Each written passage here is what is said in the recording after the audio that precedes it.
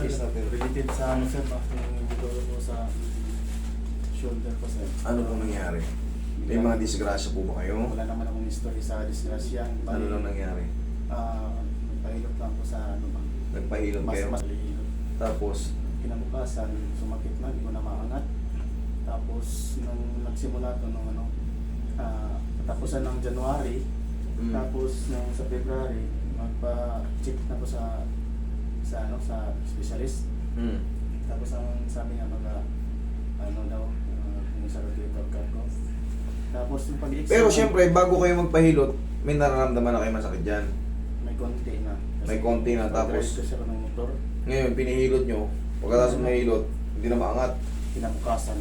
Ako hindi ako pasintabi po sa mga kapwa ko manghihilot Ngayon, kaya ako po kayo ni-educate na baka na sobra overpress, kaya nalamog yung mga joint, mga tendon, kaya namagalalo. Kaya tinuturo palagi kong sinasabi, medium type lang kasi kawawa yung mga nahihilot. Kung hindi nyo kabisado, huwag yung pakapuruhan. Pag pinuruhan nyo yan, ito ang mangyayari. Mauuwi sa worse. Kailangan talaga medium type lang, soft to medium.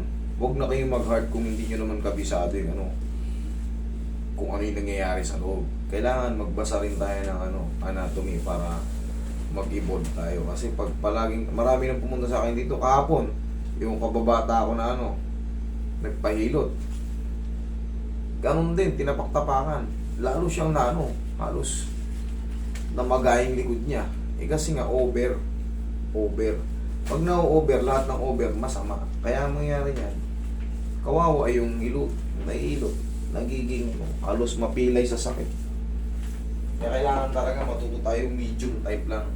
Sapat na yung nadidinan siya, yan ganyan nadidinan siya, nararamdaman nadidinan, pero hindi umaaray. Kasi pag tinitis, sige, lamig yan. Naku, pagtapos nun. Tapos yung dito ko master mo, yung braso ko parang medyo Numipis. numipis, parang lumubog. Ito, idol, tingnan mo rito. Makapal. Yun ang napansin ko dito eh. Kaya, Alam mo kung bakit?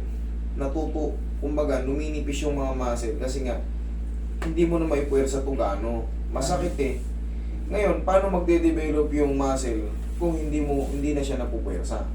Maano yung muscle, maapektuhan, hihina siya. Yan, frozen. Dapat yan, hindi tutuod. Ayan, lulubog. Ito, hindi na lumulubog. Tingnan mo, tumutulak ng pag-ano. Diabetic ba kayo, sir?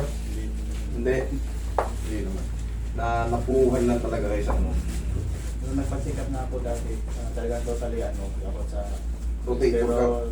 hindi yung sa sa totally examine talaga ba sa cholesterol, sa uric, tsaka sa Ano lumabas? blood sugar, malayo naman din. Ano lang sa akin issue is cholesterol tsaka uric. Mataas yung uric mo? Hindi ko lang alam ngayon. Kasi, Hindi, yung before, ano yung lumabas sa uric mo? Malaking malaking bagay yun. pero may binigyan naman ng Ano nga? Ano yung uric mo? Pinungtad lang. Pero taas. Dalawa yung reference niyan eh. 1 to 6, ay 1 to 7, isang 150 to 350. Nasaan ka ron? Basta malapit na ako sa Borderline?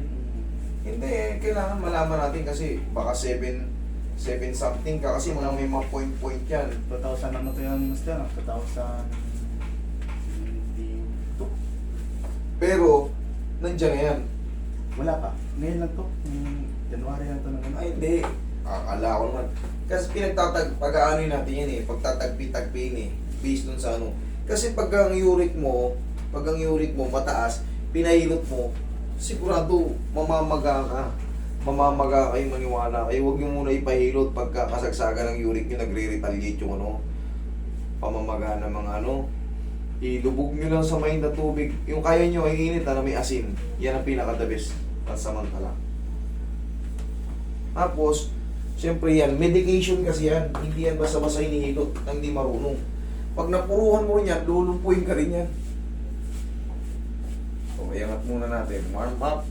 Masarap to, pero kaya nyo yan. Iangat na muna natin.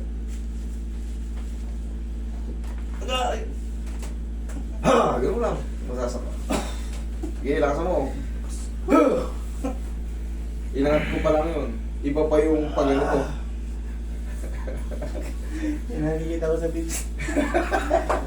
Nakikita mo yan, di ba? Na-experience mo na. Eh yan ha, hindi ko pa hinihilot yan. Ilangat ko pa lang. Ngayon pa lang natin lalambingin. Tsaka ang hilot dyan, medium lang. Tandaan nyo palaging may mga patch si sir pala oh.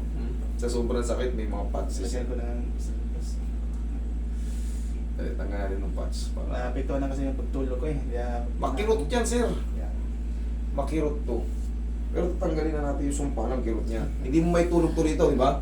Ang dami pala. Ito ba pala? Dalawa lang nilagay ko sa kabilaan. Seconds lang naman yung aray na yun. Pero pag yun kumilos na yun sir, natanggal na yung pagkapakat sa glenoid. Glenoid labrum. Nagkakaroon kasi tayo ng sometimes tear in the glenoid. Pagka nagkaroon ng tear dyan, papakat dyan. Kaya pag kinikilos natin, In-x-ray nga ako eh. Kaso wala namang ano. hindi makikita yung sa x-ray, MRI ang talagang pinaka-the best dyan.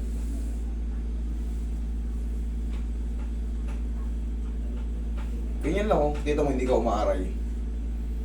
Medium lang, nararamdaman mo dumidiin kasi magkaiba yung ano, yung point, ano, racing point ng mga ano, napakasakit. Shoulder blade natin tinatawag.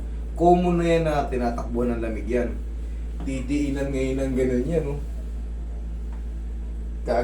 Siyempre, dinidiinan ng ganun yan. Ito nakadamit kasi. Hindi nyo makikita pag pinasok yun, no? Didiinan ng ganun yan, no? Madiin. Nakpo. Katakot-takot na sakit. Mamimilipit ka ba nakadapa ka. So, ayokong mangyari sa inyo nun. Kinukontra ko yung ano, ganun turo. Kasi na-experience ko, kaya ina-adjust ko mas mababa. Kasi hindi lahat ng tao pare-pareho ang pain toleration. At pare-pareho yung tubo ng mga muscle at buto. Kakagigil. Pag nakaganito siya, ganyan. Mas tihaya. Tihaya pa ganyan. Tihaya ka sir. Hindi man siya makakuan, makatagilid, masakit yung kamay. Tanggal na yun mamaya. Kaya natin patagilidin yan mamaya. Di ba hindi siya makatagilid? Masakit yung kamay niya. Mamaya makatagilid na siya. Toes and shoulder.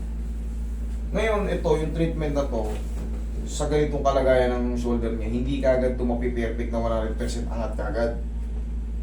Masakit pa rin pag inaangat. Hindi pa gano'n. Susundan pa yan ng stretching.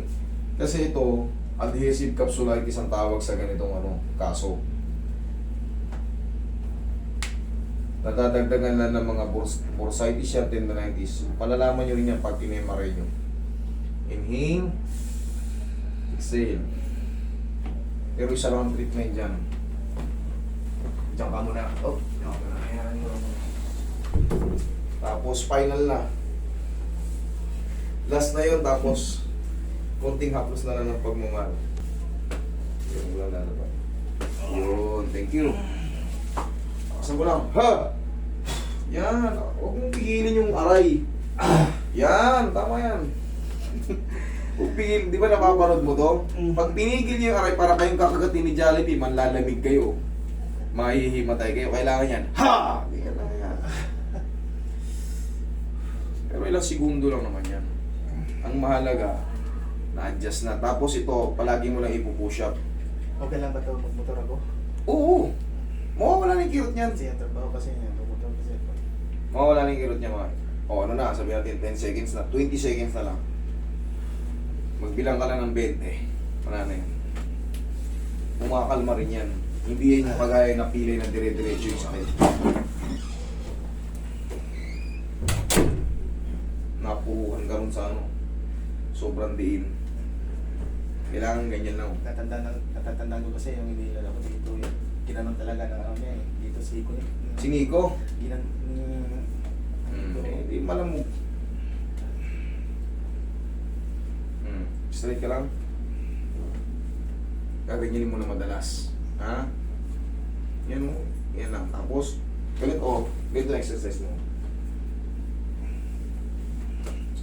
Yan, palagi ganyan. Tapos, Hawak mo yung kamay mo, ganito. O, angat. Yan, palagi lang. 1, 2, 3, ganun lang. Tapos, sige, higa mong patagilid. Tignan mo kung hindi ka makakahiga ka ng patagilid. Gilid. Yan. No, panayad na. Sabi mo tinakaya nga patagilid. Pag na-adjust yung magbabago na yun, upo ka. Tapos, sir, yun nga, ituro ko sa'yo, palagi lang ganyan, mga. Ganun, Yan. Tapos ganyan. Tapos, pagka trip mo rin, kailangan sa may mga frozen, hawakan nyo itong teres minor nyo, palikpik nyo, gano'n. Ikaw nga. Tingnan mo. Kailangan marunong ka mag-taste ng konti. Sige. Sige. Tapang. Yan. Ganun, no? Tapang. Yan. Kahit pa paano, kita mo, konti na lang. Mga ilang araw, magbilang ka lang mga 1, 2, 3. Mga ilang araw, magugulat ka, mataas na yan. Ngayon, kaya mo na nakaganito eh. Susunod yan, dagdagan mo lang mga kaya pa. Hindi na.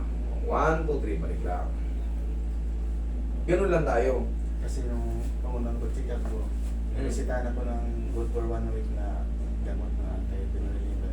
Tapos tingin-tingin ako sa ng mga exercise. Magano na parang tubig, ng mga ganun na proseso pa. Tapos, pagka hindi na ako uminom ng gamot, pag nawala na yung visa, bakit naman? Pero sabi ko parang...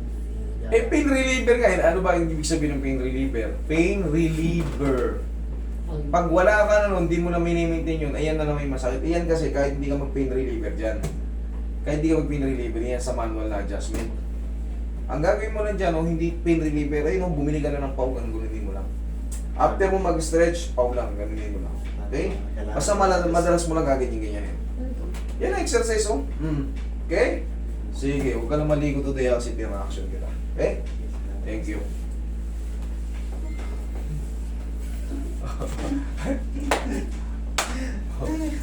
Ayun, di ba?